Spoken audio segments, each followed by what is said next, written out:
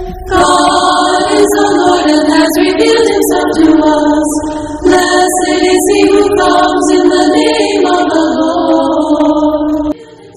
Christ in our midst. Kalimera. Good morning to all and welcome everyone. This is your radio program, Boses Ortodoxia, or the Voice of Orthodoxy, together with your host, Father Chrysostom Sarmiento, now on air. In behalf of His All Holiness Bartholomew I, Patriarch of the Holy Ecumenical Patriarchate of Constantinople, New Rome, likewise His Eminence Metropolitan Nectarius, Bishop of Hong Kong and Southeast Asia, Melene, Papas Chrysostomos. My name is Father Chrysostomos Sarmiento, giving you my paternal or priestly blessing in the name of the Father and of the Son and of the Holy Spirit. Amen. This morning I will not only remember in prayer all faithful Orthodox brethren in the entire country, but I will also give the directory of all canonical, legitimate Orthodox churches nationwide under the Ecumenical Patriarchate of Constantinople and Holy Metropolitanate of Hong Kong and Southeast Asia. Here's the directory of the canonical Orthodox churches in the Philippines. Theotokos Orthodox Mission Center, Poblacion Zone 5, 9512, Surala, South Cotabato. Holy Resurrection Orthodox Mission, Poblacion 9512, Lake Cebu, South Cotabato. Saints Andrew and James the Apostles, Orthodox Mission, Kisulan to 8008, Kiblawan, Davao del Sur. Saint Isidore of Chios, Orthodox Mission, San Guillermo, 8006, Hagunoy, Davao del Sur. All of these churches are under the shepherding of our priest there, Father Panharios Boreros. Nativity of Theotokos Orthodox Church, Monastery and School, Bahada, 5405 Kataingan, Masbate, under their priest, Father George Deligdig, and nuns, Abbess Mother Chidote Atibagos, and Sister Esther Brusas. Holy Trinity Orthodox Church, San Antonio, 4030 Los Baños City, Laguna, under Father Filimon Castro. Holy Cross Orthodox Church, 880 Valderrama Street, 40919 Sinuloan, Laguna, also under Father Archimandrite Filimon Castro.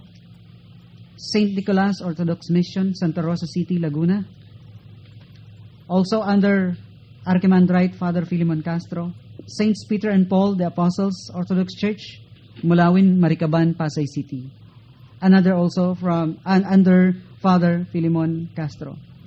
Annunciation of Theotokos Orthodox Cathedral, 36 Filipinas Avenue, 1713 United Parañaque 5 Subdivision, Parañaque City, Metro Manila, under the priest Father James Doronella. Holy Theophany Orthodox Mission, Barangay del Rosario, Bacon District, Sorsogon City, and Holy Martyr Saint Eleftherios Orthodox Church, 4710 Gubat, Sorsogon, Philippines. These two are under Father Chrysostom Sarmiento's shepherding. Of course, to my beloved parishioners here in Gubat, Sorsogon, good morning.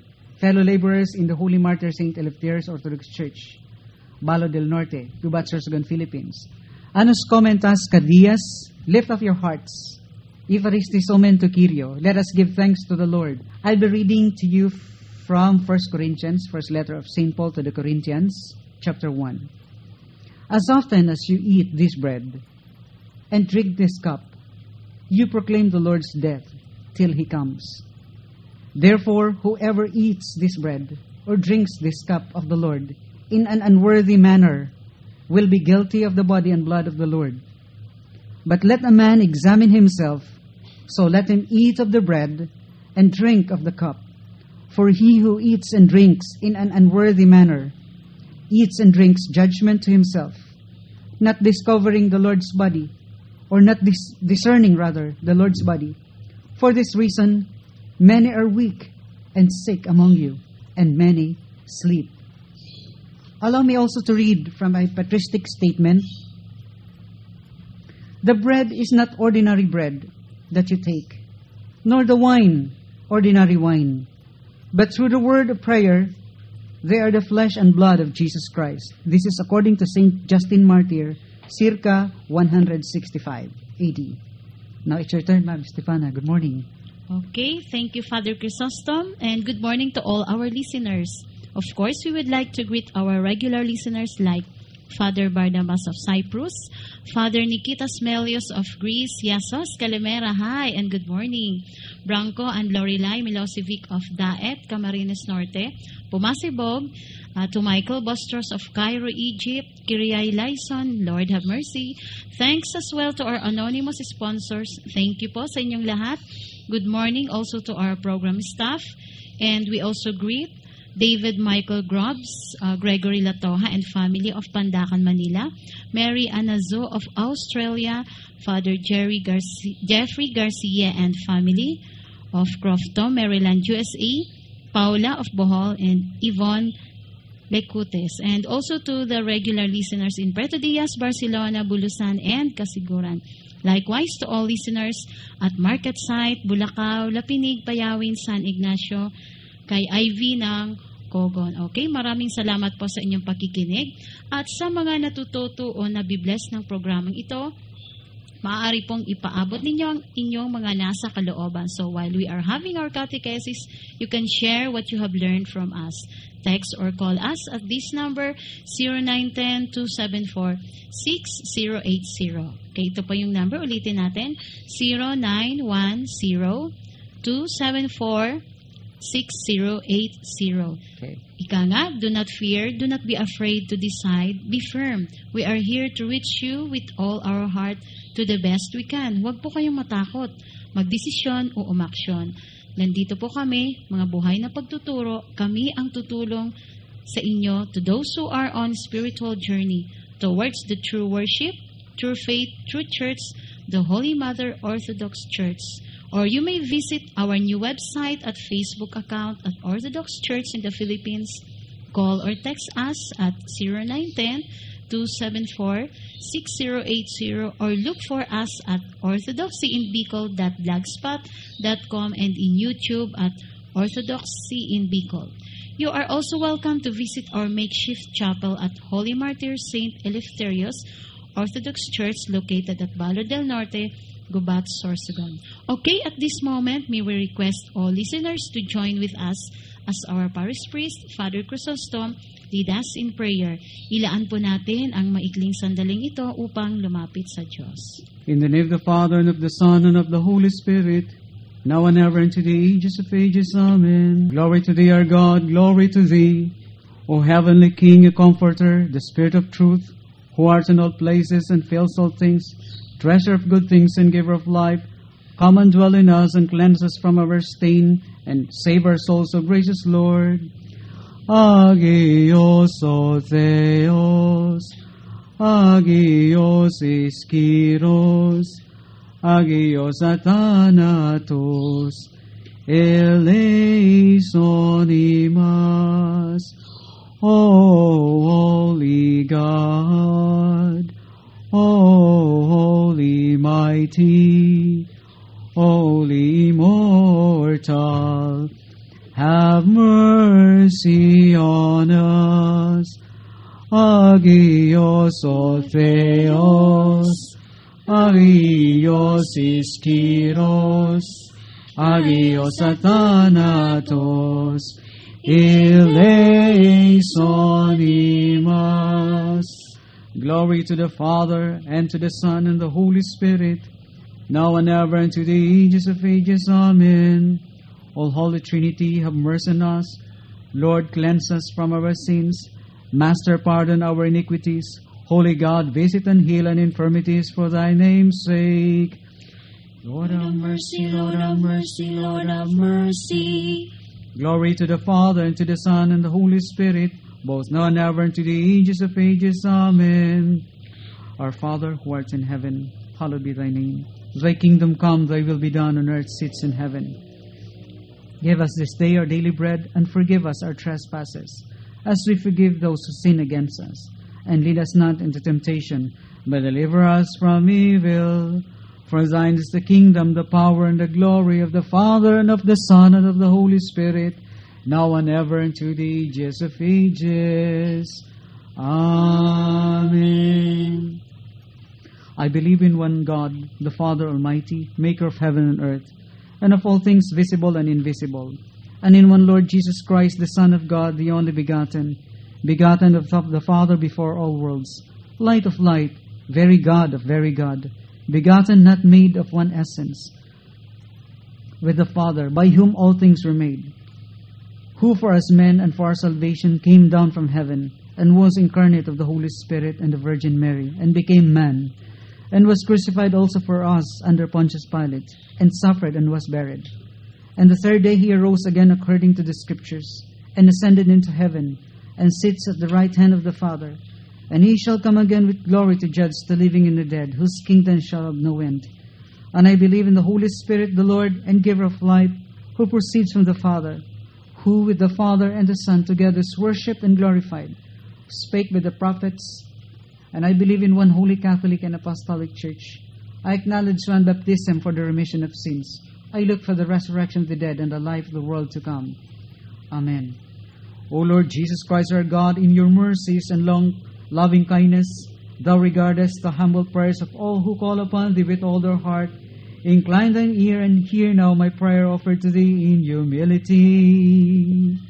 Lord have mercy, Lord have mercy, Lord have mercy.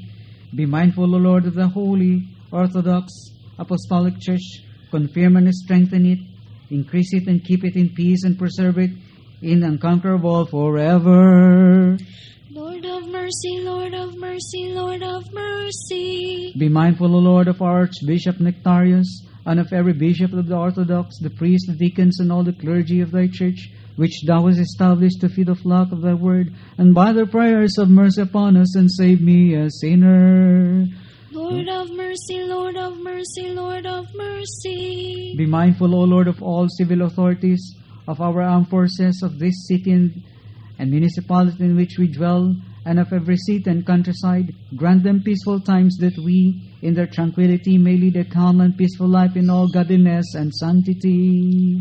Lord of mercy, Lord of mercy, Lord of mercy. Be mindful, O Lord, of those who travel by land, by sea, and by air, of the old and the young, the orphans and widows, the sick and the suffering, the sorrowing, the afflicted, the captives, and the needy poor, and upon them all send forth thy mercies, for thou art the giver of all good things.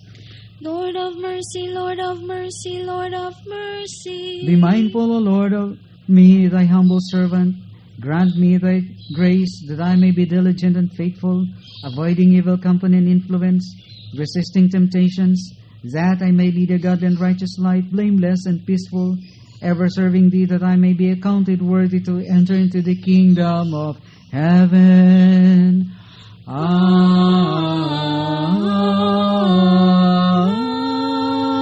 Amen.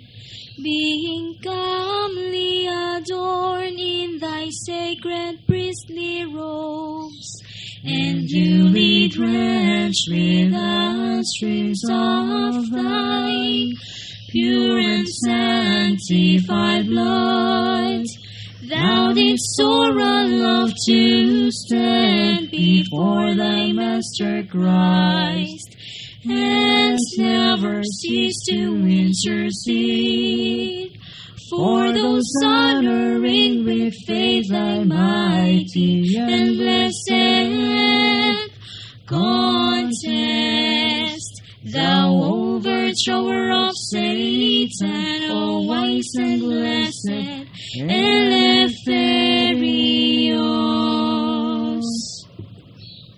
You have just heard the Apolitikion of Saint Eleftherios, the patron saint of Gubat, Sorsogon. Okay, for our trivia. I know you are waiting for this question because you're very eager to win 100 pesos worth of load. But of course, the first to answer this trivia will be our winner. So get ready The with first your one with cell correct phone. answer. Yes, the first who will give the correct answer. Okay. But before I give you my trivia, the number you can send your answer or you can call to is 0910-274-6080. I'll repeat, 0910-274-6080. Okay, here's the question po, Father. Okay. Ano ang isa pang tawag sa obispo o bishop sa Orthodox Church? Or what is the other name of bishop in the Orthodox Church? Ulit ko po para po makuha nyo. What is the other name of bishop in the Orthodox Church? Okay? So, sana makuha nyo yung sagot. Okay, text now para kayo ay manalo ng 100 pesos worth of daw. Di po ba, Father? Gaano na yon? Malaking tulong na yon. Okay, let's take heed to the call of His All Holiness Bartholomew I, known as the Green Patriarch of the Ecumenical Patriarchate of Constantinople, New Rome. In view of this, let's lift up to God our environment, ang ating panalangin ng pagsamo. Lubos kaming nagpapasalamat o dakilang Diyos sa lahat ng iyong nilikha. Ang araw, buwan at mga bituin, ilog, lawat, dagat, kabundukan, kagubatan at halamanan, mga hayop at kulisap sa tubigan at katihan, mga isda at ibon, mabangis at maamo, malaki at maliit, ang panahon ng tag-ulan at tag-init, sa araw man o sa gabi. Pinupuri ka namin o makapangyarihang lumikha, kay rami at kay ganda ng iyong ginawa o aming Diyos. Sa iyong karunungan nagawa itong lahat. Subalit kaming pinagkatiwala ang mga lagat ng iyong nilikha, ngayon ay nagsisisi sa aming pagkukulang at pagmamalabis. Patawarin kami sa ginawa naming pag-abuso sa iyong mga nilikha dahil sa aming kapabayaan, kamangmangan at kasakiman.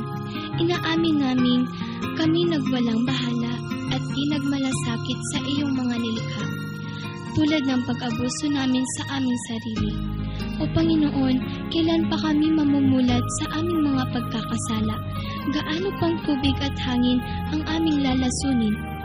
Ilan pang puno at kabundukan ang aming wawasakin? Gaano pa kalawak na lupain ang aming sisirain? Ilang tao pa ang kailangan magkasakit, magdusa at mamatay? Kailan pa kaming matututong magmahal sa kapwa at magmalasakit sa daigdig na aming tahanan? O Panginoon, kinalinga mo ang aming kabayanan at namuhay sa aming piling. Binigyan mo ng kahulugan ang buhay at tinuruan mo kaming pangasiwaan ang lahat ng nilikha. O Panginoon, patawarin mo kami sa aming mga kasalanan. Pinagsisisihan namin ang aming pagmamalabis at pagkukulang. Mapabilang nawa kami sa iyong kaharian at mangyari nawa ang iyong kalooban dito sa lupa tulad ng sa langit. Sa tulong ng iyong biyaya o dakilang Diyos, aming igagalang ang iyong nilikha bilang tanda ng iyong kalinga, kaluwalhatian at kapangyarihan. Sisikapin namin maging tagapangalaga ng katiwalang tapat. Nawa kami ng iyong lingkod ay magsilbing tapat, mga siwang lubusan at magmalasakit sa iyong nilikha. Sa patnubay ng nagbigay buhay na Espiritu, tulad ng paglago ng pag-ibig namin sa iyong banal na ngalan, sa pamamagitan ni Jesucristo na aming Panginoon at Tagapagligtas. Amen. And now for our catechesis and the lives of the saints and review of the past lessons and main catechesis, we call on Father and Irene. Romans chapter 12 verse 1 says, Brethren, by the mercies of God, present your bodies a living sacrifice, holy, acceptable unto God, which is your reasonable service. Hello po. Good morning sa lahat. Kalimera. Again, welcome sa The Voice of Orthodoxy. Narito tayo sa segment ng The Lives of the Saints. Today is March 9, 2013. Ngayon ay kapistahan ng 40 Holy Martyrs of Sebaste. Humanda po tayo ngayon at alamin natin ang naging buhay ng 40 Holy Martyrs. Okay po. Hindi po ba napag-alaman natin na noong panahon ng mga saints na ikinukwento namin sa inyo ay talagang ipinagbabawal ang kanilang pananampalataya o ang kanilang pagiging Kristiyano. Subalit, may panahon ding naging malaya ang mga Kristiyano kagaya ng kasalukuyan. Hindi tayo inuusig bagkus. Malaya tayo sa pagpapahayag ng ating pananampalataya. Pero may mga lugar pa rin dito sa mundo na bawal ang Kristyanismo. Hayaan po ninyong ikwento namin sa inyo ang nangyari noong year 313. Alright. On the year 313, si Saint Constantine the Great ay nagpalabas ng decree granting Christians religious freedom and officially recognizing Christianity as equal o kapantay with paganism under the law. Pero ang kasama niyang si Licinius, na isang pagan, nagdesisyon na to stamp out Christianity in this part of the empire. As Licinius prepared his army to fight Constantine, he decided to remove Christians from his army, fearing mutiny. Isa sa mga military commanders of that time in the Armenian city of Sebaste ay si Agricola, o zealous champion of idolatry. Under his command was a company of 40 Cappadocians, brave soldiers who had distinguished themselves in many battles. Na ang mga Kristiyanong sundalong ito ay mag-refuse to offer sacrifice to pagan gods. Agricola locked them up in prison. The soldiers occupied themselves with prayer at nang gabing iyon, nakarinig sila ng boses at ito ang tinuran. Preserve until the end, then you shall be saved. Kinaumagahan, dinala uli ang mga sundalo kay Agricola. This time, the pagan tried flattery. He began to praise their valor, their youth and strength, and once more he urged them to renounce Christ and thereby win themselves the respect and favor of their emperor. 7 days later, the renowned Judge Lysius arrived at Sebaste and put the soldiers on trial. The saints steadfastly answered, "Take not only our military insignia, but also our lives, since nothing is more precious to us than Christ God." Lysius then ordered his servants na batuhin ang mga sundalo. Pero ang mga bato na itinatapon sa mga sundalo ay hindi tumatama. Bagkus, sila ay nambato, sila pa ang tinatamaan. One stone thrown by Lysius hit Agricola in the face, smashing his teeth. The torturers realized that the saints were guarded by some invisible power. In prison, the soldiers spent the night in prayer, and again they heard the voice of the Lord comforting them. Says, "He who believes in me, should he die, yet shall he live." Ang mga katagang ito ay matatagpuan din sa Ebanghelyo ni San Juan, Kabanata 11 at talata 25. "Be brave and fear not, for you shall obtain imperishable crowns." Ang patuloy na naririnig nilang tinig. On the following day, the judge repeated an interrogation in front of the torturer, but the soldiers remained unyielding. Isang araw, at noon ay winter sa lugar. Upang pahirapan ng mga sundalo, sila ay hinayaang lamigin sa labas, subalit hindi sila pinabayaan ng Panginoon. During the 3rd hour of the night, the Lord sent consolation to the martyrs. Suddenly, there was light. The ice melted away, and the water in the lake became warm. All the guards were asleep except for Aglaeus, who was keeping watch. Looking at the lake, he saw a radiant crown had appeared over the head of each martyr. Aglaeus counted 39 crowns and realized that the soldier who fled had lost his crown. Agias then woke up the other guards, took off his uniform, and said to them, "I too am a Christian. and he joined the martyrs. Standing in the water, he prayed, Lord God, I believe in you, in whom these soldiers believe. Add me to their number, and make me worthy to suffer with your servants. Then a 40th crown appeared over his head. In the morning, the torturers saw with surprise that the martyrs were still alive, and their guard, Agias, was glorifying Christ together with them. They led the soldiers out of the water and broke their legs. During this horrible execution, the mother of the youngest of the soldiers, Meliton, pleaded with her son not to persevere until death. They put the bodies of the martyrs on a cart and committed them to fire. Young Meliton was still breathing, and they left him to slay on the ground. His mother then picked up her son, and on her own soldiers she carried him behind the cart. When Meliton drew his last breath, his mother put him on the cart with the bodies of his fellow sufferers. The bodies of the saints were tossed in the fire, and their charred bones were thrown into the water, so that Christians would not gather them up.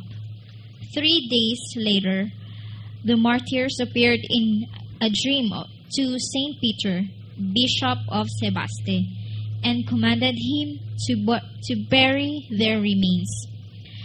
The bishop, together with several clergy, gathered up the relics of the glorious martyrs by night and buried them with honor.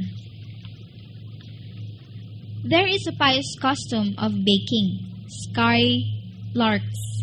It is pastries shaped like skylarks on this day, because people believe that birds sing at this time to announce the arrival of spring.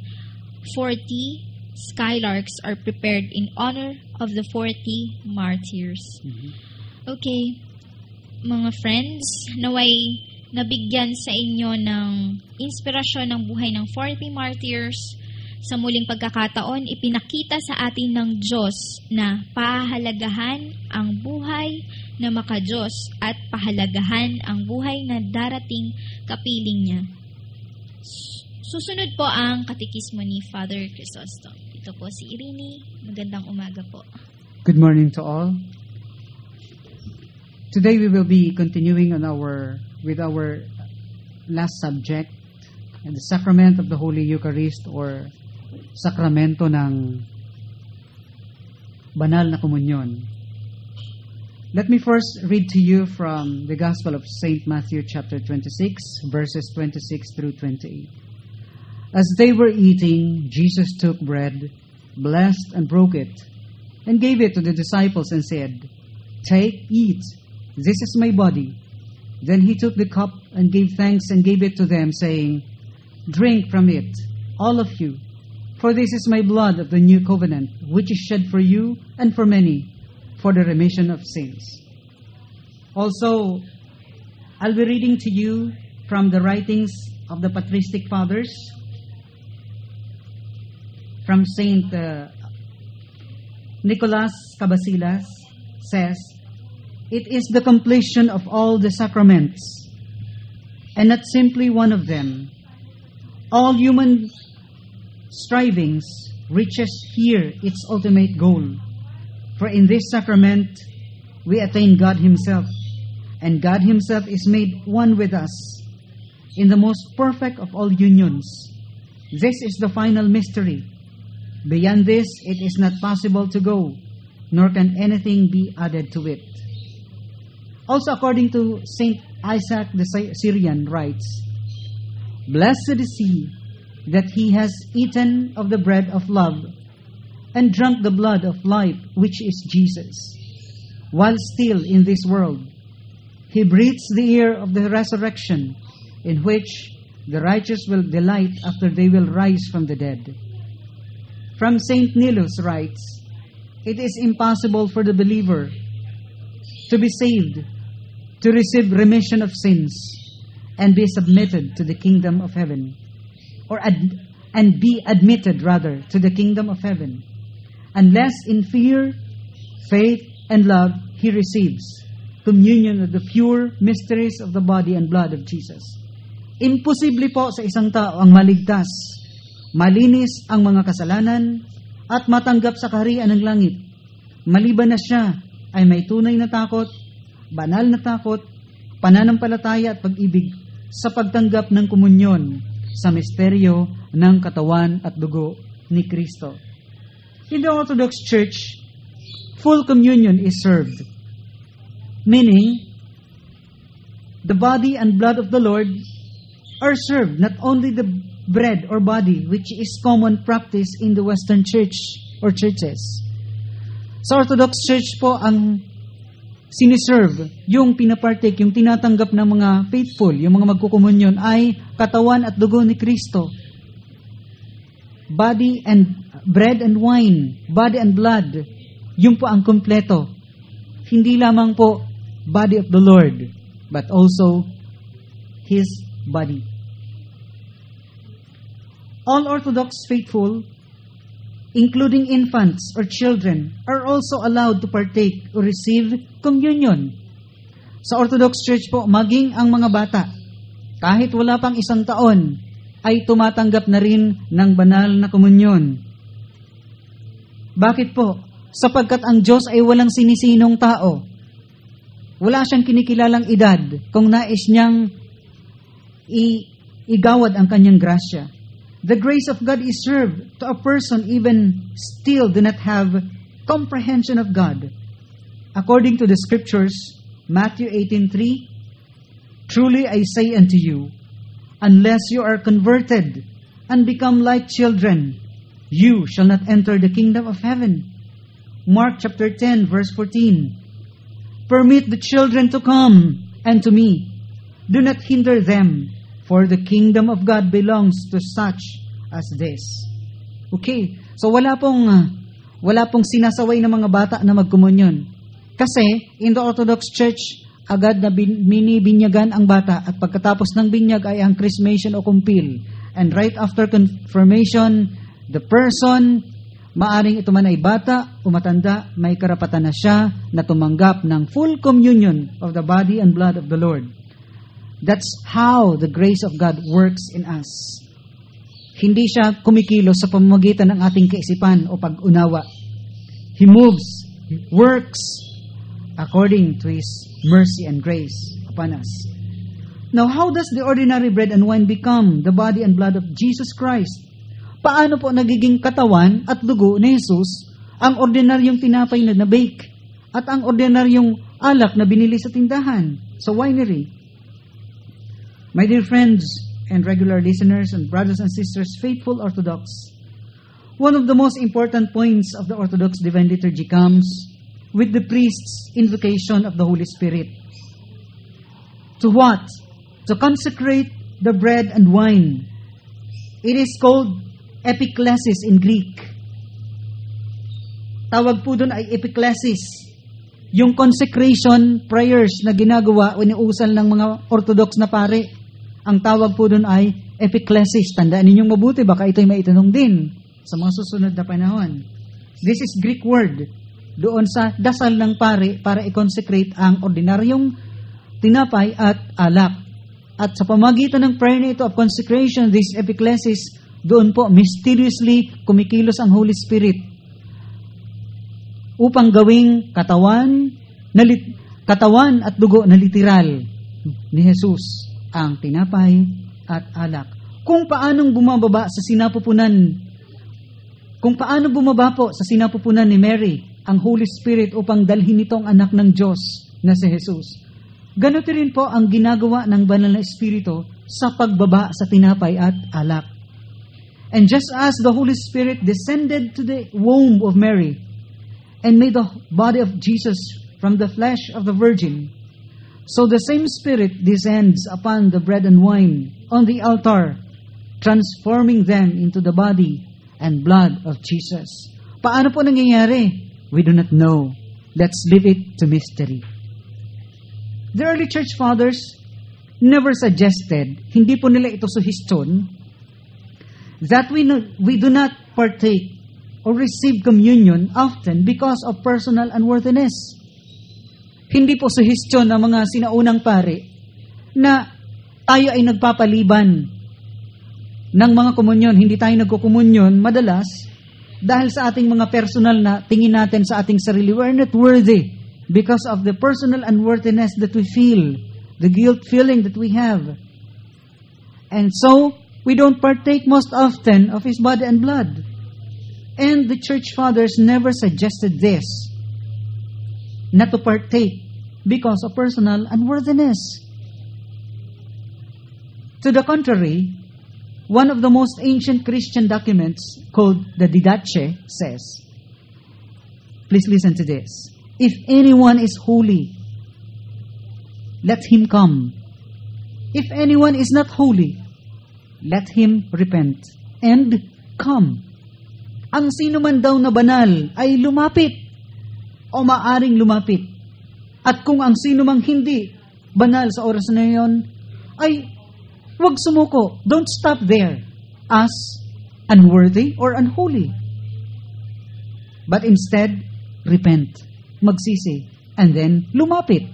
Come unto the Lord. We need to realize that no one is ever worthy to receive God within one's ability.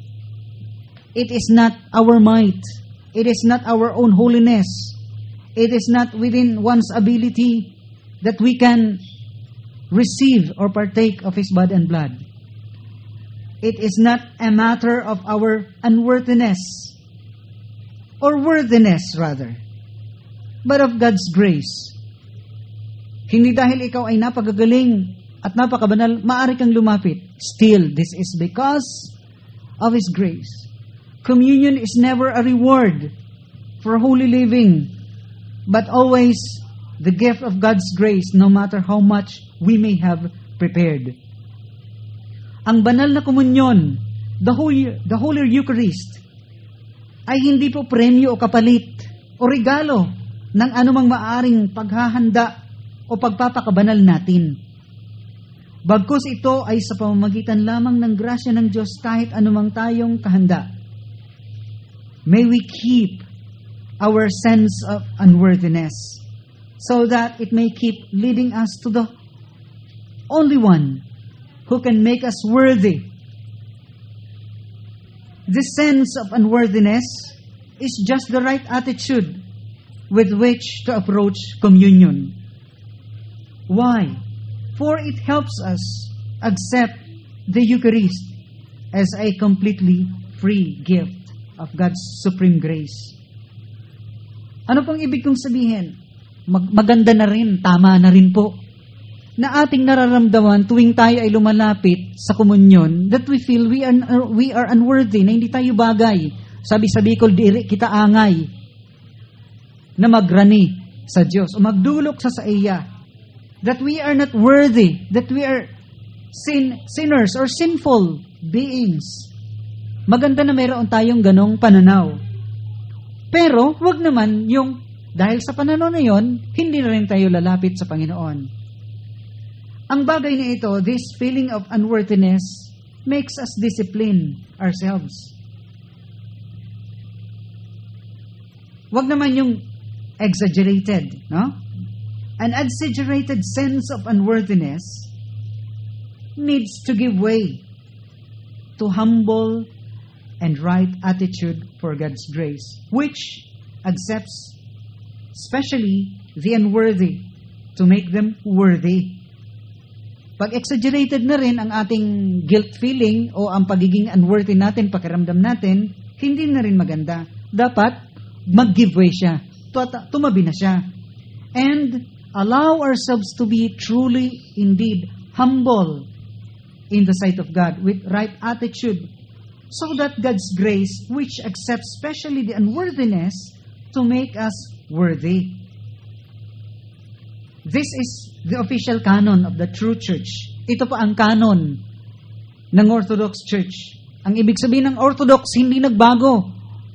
Preaching the gospel since AD 33. Ang Orthodox Church po ay nandito na sa mundo, 33 AD pa lang ang taon, right after the death of the Lord Jesus Christ and His resurrection.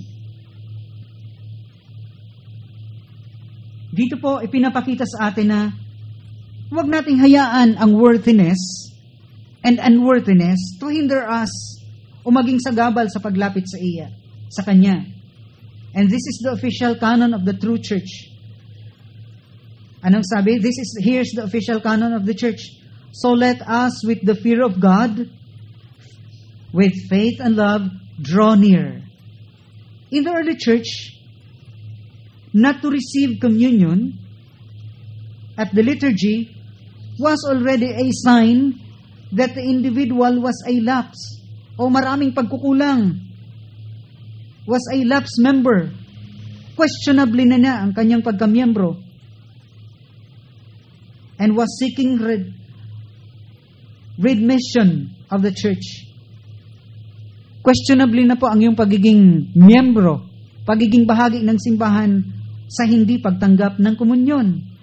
St. Paul speaks of this when he writes, "Let a man examine himself." Tuwing tayo ay lalapit sa komunyon, let a man examine himself. So eat of the bread and drink of the cup. 1 Corinthians 11:28. In a sense, self-examination is something that is practiced regularly in the Orthodox Church, not stereotype. This is practiced regularly in the life of a Christian as he prays daily, reads the Bible devoutly, and participates faithfully in the divine liturgy. We fast completely 6 hours before communion. Ang mga Orthodox Church po, ang mga Orthodox faithful po sa simbahang Ortodoksiya ay nagfa-fasting, nag-aayuno 6 hours before the communion. Naalala ko po nung maliit pa ako, na bago raw, sabi ng matatanda, bago tumanggap ng ostya, kailangan walang laman ang iyong tiyan. I just don't know if this is still being followed or done today. Bihira na. Ang iba galing manood ng sine, kakakain lang ng burger, kakakain lang ng fries, kung ano nung kinain. But in the Orthodox Church, this is strictly practiced to fast 6 hours before communion. Meaning, no food and drink, including children. Even little children must start training on fasting if health allows. Ako pa rin po ay patuloy ng mamangha. Humahanga, I'm still awed by what the mother of Saint Nicholas did during the times of the young Nicholas. His mother do not breastfeed the young Nicholas 6 hours before communion. Biruin niyo yun. Ang nanay po ni Saint Nicholas, yung sabi nila Santa Claus. Hindi po si Santa Claus yun. Si Saint Nicholas na totoo ay naging Archbishop of Myra. At nung siya ay maliit pa, ang training sa kanya ng kanyang nanay, 6 hours before magkomunyon, kahit infant pa siya, hindi na siya pinadidede, hindi na siya pinasususo. What a training! Parang sundalo talaga ng Diyos. Wow, what a training, di ba? Subalit, wag naman tayong exaggerated. But we must also not allow an overemphasis on fasting to become a wall separating us from Christ who wishes to come to us every liturgy. Bakit po? For Christianity is a relationship with a person. We must never allow a self-righteous emphasis on so-called rules of fasting to destroy this all-important relationship. The Church Fathers keep emphasizing that true fasting is what? Ano pa ang tunay na fasting? Ang fasting ay hindi lang po pag-aayuno sa food. Fasting on ano pa? Yung sexually. On food. Pinaka-fasting, pinaka-ayuno ay tumigil ka sa pagkakasala. Tumigil sa pag-chismis. Stop from gossiping.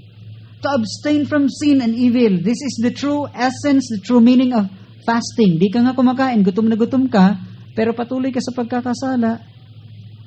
Wala rin. Kaya nga yun magkarugtong prayer and fasting. We cannot fast without prayer. In fact, there's what we call fasting of love. May tinatawag na ayuno ng pagmamahal. Fasting of love. What's this? To deny oneself of food in order to share that food with the hungry. Yung bang hindi ka kakain, you deny yourself in eating food, your own food, shared for you.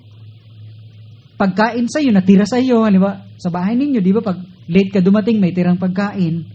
And you share food.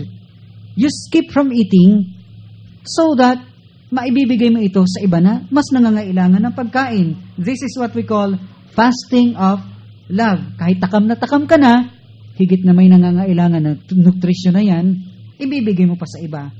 Mas nangangailangan siya sapagkat mahina, ikaw yung malakas. Kajijim mo lang, katataekwondo mo lang. So, siguro, mas malakas ka, kaya you can sacrifice. You can have your fasting of love. Ang ganda na po. There must be penitence for lack of love. Kailangan magsisi tayo sa kakulangan natin ng pag-ibig, pagmamahal sa ating kapwa. Thus, we prepare for communion with self-examination. What's this?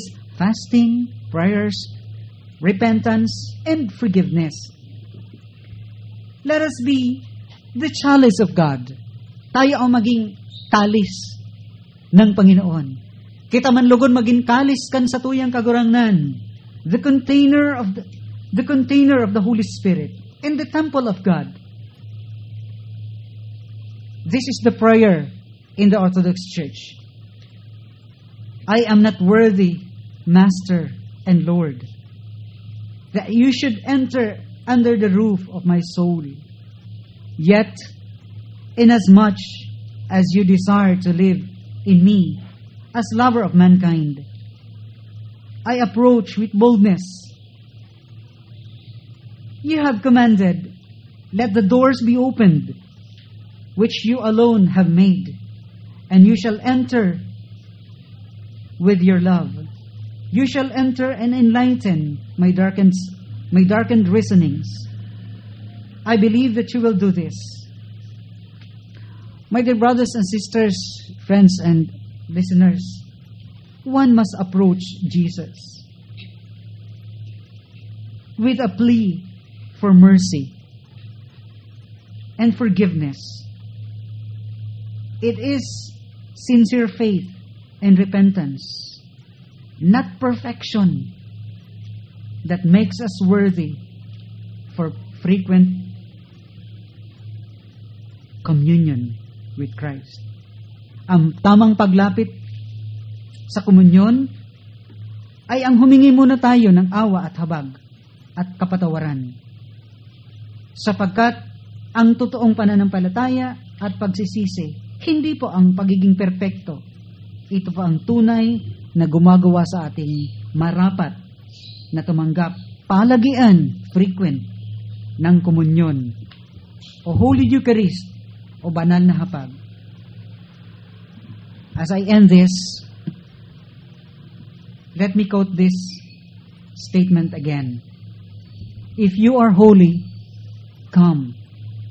If you are not holy, repent and come and receive the body and the blood of the Lord. Here ended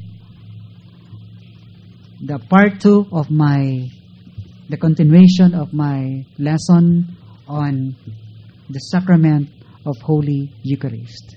God bless you all. Tis pris veis tis Theotokos soter sonimans. By the prayers of the Theotokos, Savior, save us. Tis pris veis tis Theotokos soter sonimans. Okay, Evaristo, thank you, Irene and Father Chrysostom. Alam ko pong kulang sa inyo ang katekesis, pero wag po kayong mag-alala dahil pwede po nating dagdagan yan. Kaya nga po ang aming encouragement, contact us if you want to know more about the true church.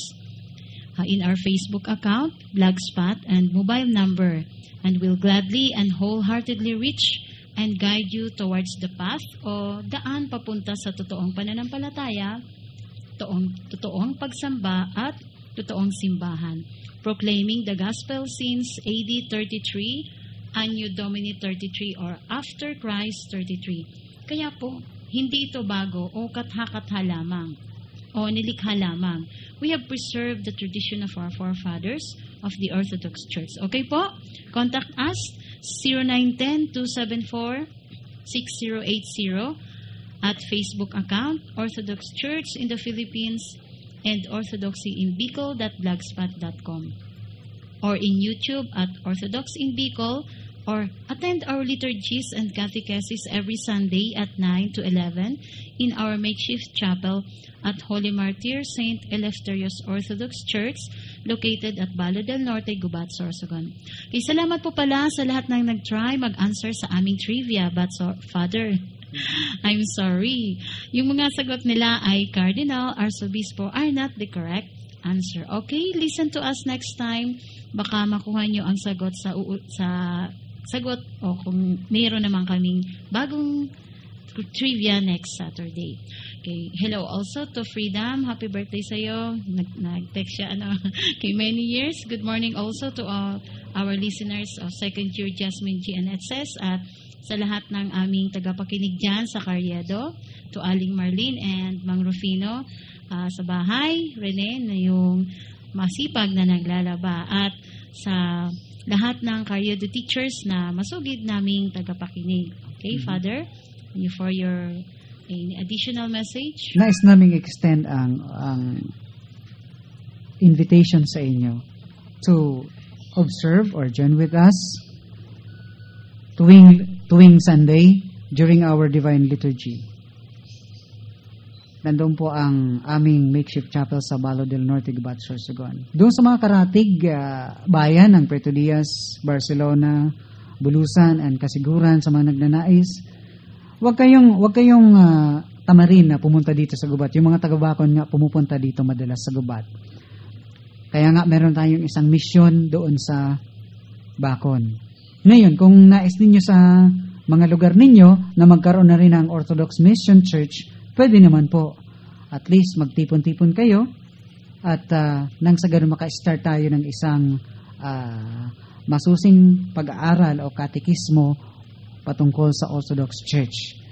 Also, I would like also to apologize to those who are in Orthodox there in Daet, Camarines Norte. Until now, hindi pa rin namin napupunan ang pangangailangan ninyo, maybe because of distance. I hope we can do it this April. Hello, Branco and Lorelei of Brancolay Daet. Pumase Bog. Bogti Pumugaw. Salamat. Thank you for helping us here. And to all our listeners, thank you for your prayers. Very important sa amin ang iyong mga dasal na makapagpatuloy tayo sa ating radio program. Yes, of course, nais din namin kayong makatagpo. Magkita-kita po tayo. Just email or call or text us. Thanks to all the sponsors, maging ang mga first-time listeners ngayon, God bless your efforts. According to John 8:32, and you shall know the truth, and the truth shall set you free.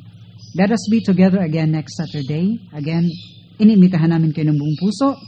Same station, same time. Thank you din kay Ma'am Pichi sa pag-alalay sa amin sa DWPS FM. My hope is the Father. My refuge is the Son. My protection is the Holy Spirit, Holy Trinity. Glory to Thee. Say Agopoo, I love you. This is the voice of Orthodoxy and Father Chrysostom, now of air. God bless you all.